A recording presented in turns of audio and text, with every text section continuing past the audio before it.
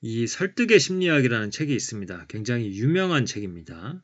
저는 이 책을 한 강연에 갔다가 그 강연에 참가한 사람이 자신이 30권인가 40권 정도 뭐 이렇게 책을 막 소개를 하다가 이 모든 내용이 한 권의 책에 담겨 있습니다. 이 스토리텔링을 하신 다음에 이 책을 소개를 하더라고요. 그래서 물론 그전에는 제목을 알고는 있었지만은 좀 진부할 것 같아서 이제 보지 않았던 책인데 읽고 나서 이제 좀 후회를 했습니다. 이 책을 굉장히 어렸을 때 봤으면은 좋았을 걸 이런 생각이 들었습니다. 굉장히 유용한 책이라고 생각이 됐습니다.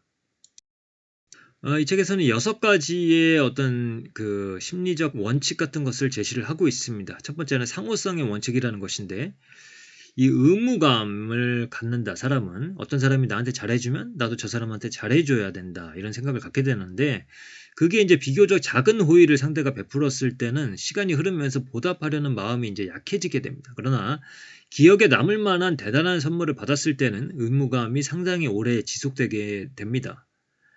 그래서 예를 들어서 이제 실험을 하는데 어떤 조라는 사람한테 콜라를 받은 피험자의 경우 호감도와 승낙 사이의 정비례 관계가 완전히 사라졌다는 것이다. 일단 조에게 신세를 지고 나자 조를 좋아하든 싫어하든 상관이 없었다. 피험자는 조에게 보답을 해야 한다는 의무감을 느꼈고 실제로 보답을 했다.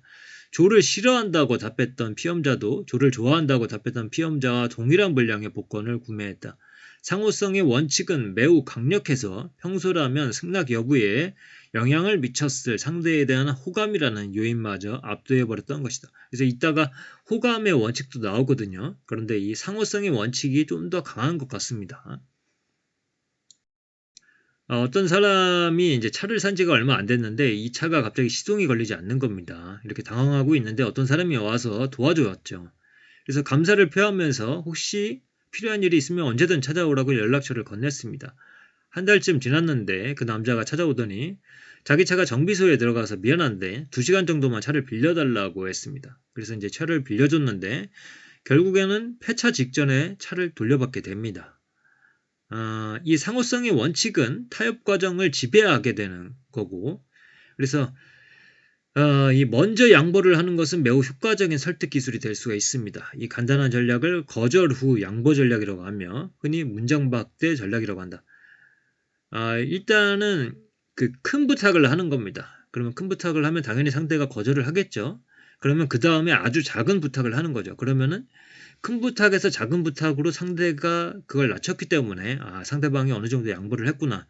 그러면은 나도 거기에 대해서 응대를 해야겠다 해서 그 작은 부탁에 대해서는 받아들일 확률이 높다라는 겁니다. 그래서 이 원래의 부탁보다 큰 부탁을 먼저 하고 작은 부탁을 나중에 하는 그런 전략도 사용할 수가 있다라는 거죠.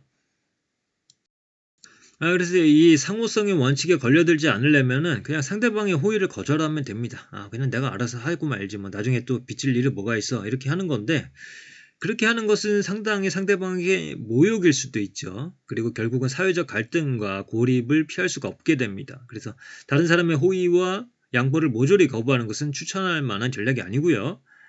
이 누군가의 호의를 받아들일 때 무조건 선의로 받아들이는 것이 아니라 그 본질을 파악하는 방법이 중요합니다. 누군가 호의를 베풀면 우선 고마운 마음으로 받아들이면서 언젠가 보답을 하겠다고 다짐한다. 그러나 만약 상대의 호의가 그에 보답하는 더 큰 호의를 노리고 특별히 계획한 수단이자 술책이며 계략으로 밝혀진다면 상황은 전혀 달라진다.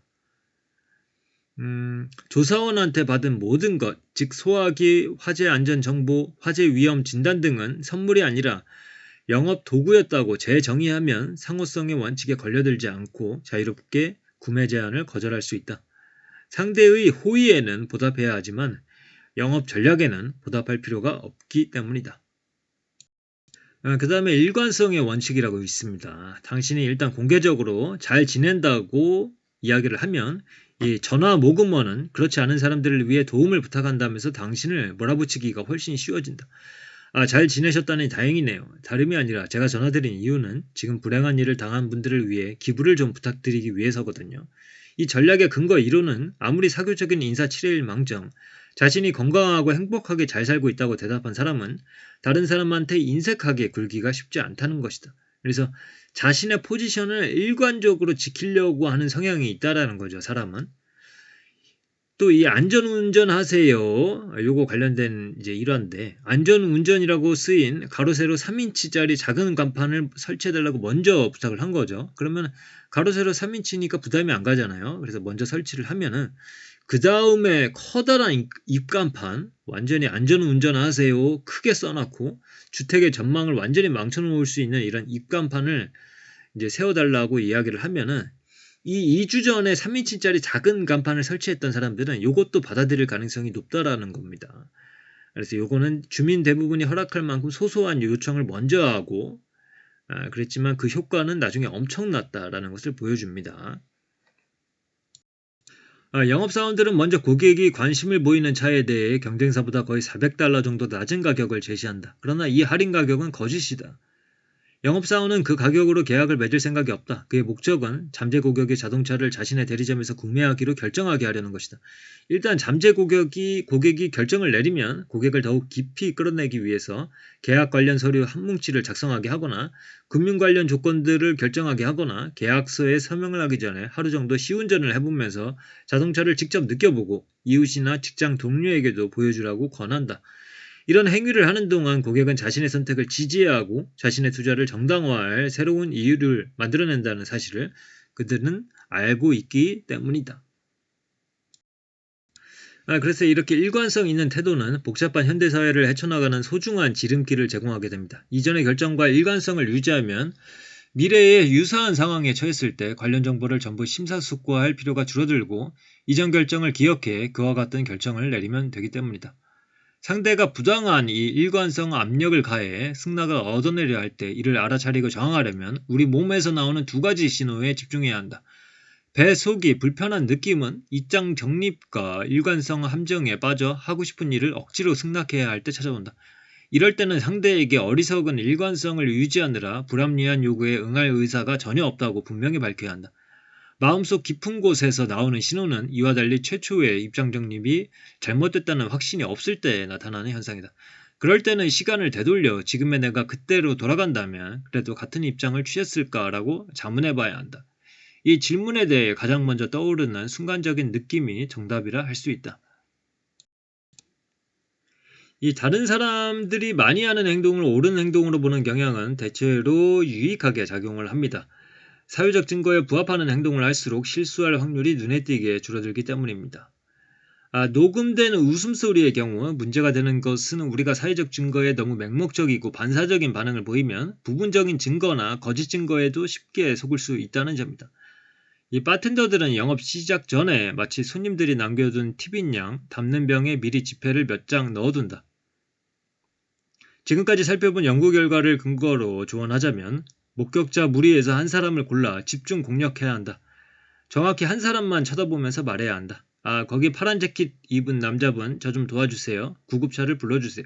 그러니까 요거는 이제 위급 상황에 처했을 때 도와달라고 했을 때 그냥 소리를 치면은 그냥 사람들이 도와주지 않는다는 거죠. 한 사람을 골라서 도와달라고 해야 된다는 겁니다.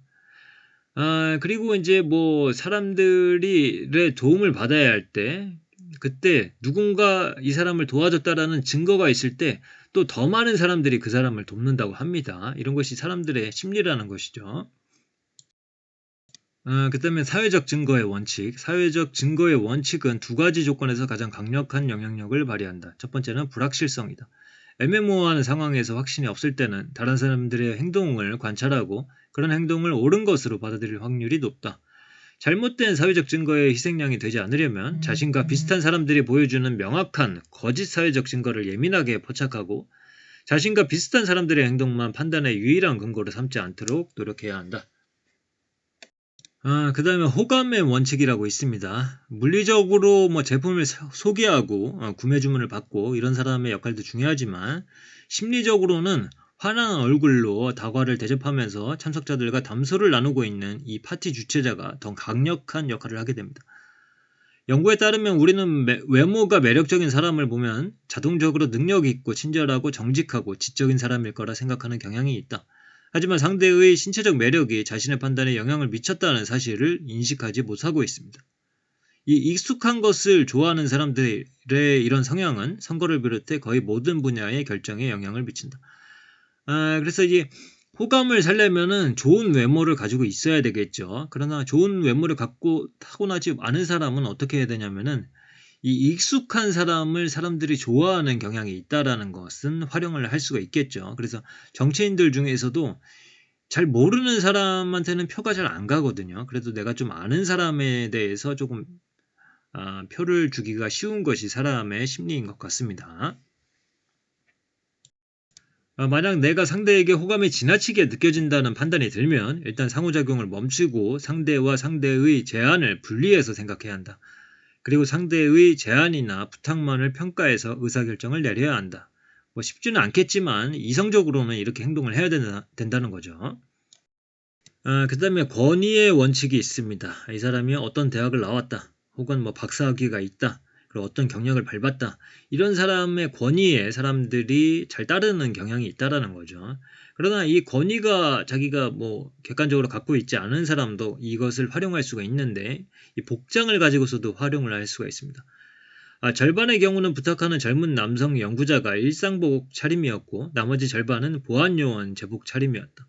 그러자 부탁 내용과 상관없이 보안요원 제복 차림일 때 더 많은 사람들이 부탁을 들어줬다. 여성 연구자가 보안요원 제복을 입고 부탁했을 때도 결과는 같았다. 그 다음에 희귀성의 원칙. 요게 희귀하다. 요거 빨리 안 사면 안 되겠는데 이런 감정이 들 때 사람들이 더 몰려든다는 거죠. 피험자 절반에게는 과자가 10개씩 들어있는 단지를 나머지 절반에게는 과자가 2개씩 들어있는 단지를 건넸다. 희귀성의 원칙을 통해 예상할 수 있겠지만 과자가 2개 들어있는 단지에서 과자를 꺼내 먹은 사람들이 10개 들어있는 단지에서 과자를 꺼내 먹은 사람들보다 과자를 더 높이 평가했다. 아무리 진지하게 심사숙고해 판단하고 싶어도 급변하는 현대사회에서는 그런 식으로 모든 관련 상황을 꼼꼼히 분석할 기회가 항상 주어지는 것은 아니다. 그 결과 우리는 점점 더 또 다른 종류의 의사결정 방식, 즉 신뢰할 만한 하나의 단편적인 정보를 바탕으로 수락의 결정을 내리는 의사결정의 지름길 방식에 의존하게 된다. 누군가를 설득할 때 사용할 수 있는 가장 신뢰할 만한, 가장 널리 사용되는 유발 요인들이 바로 이 책에서 소개한 입장의 정립, 상호성의 성립, 비슷한 사람들의 복종 행동, 호감이나 우정, 권위의 행사, 희귀성의 정보 등이다. 그래서 이 책의 주요한 내용들을 빠르게 이제 설명을 드렸고요. 굉장히 다양한 내용들이 있습니다. 이 책에서 소개하고 있는 사례들도. 그래서 이 책을 읽으신 분들도 많이 있으실 거고, 아직 읽어보지 않으셨다면은, 굉장히 중요한 책이다. 특히 사회생활을 시작하는 사람들, 그리고 장사를 하시는 분들, 이런 분들한테는 이제 필독서가 아닐까 생각을 합니다. 물론 자신의 친한 사람들한테 이렇게 작전적으로, 전략적으로 대하면 안 되겠죠. 친한 사람들한테 진심을 대하되, 자신이 이 사회생활을 하면서 자신을 이용하려는 사람들, 그 사람들을 분별하고 또 적당히 컷하는 방법도 배울 수가 있고요. 여러 모에서 굉장히 유용한 책이다. 이렇게 소개를 드리면서 오늘의 내용은 이렇게 마무리를 짓도록 하겠습니다. 감사합니다.